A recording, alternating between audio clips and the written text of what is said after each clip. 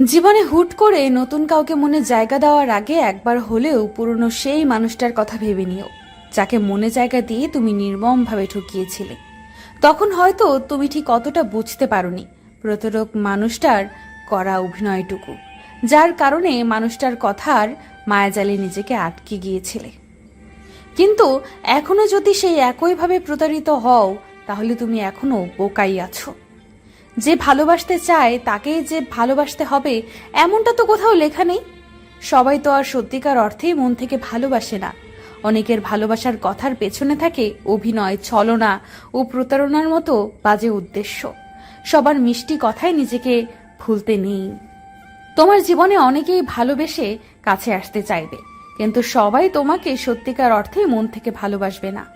অনেকে শুধুমাত্র অতীত ভুলে থাকার জন্য নতুন কাউকে কাছে পেতে চায়। অনেকের কাছে ভালোবাসা শুধুমাত্র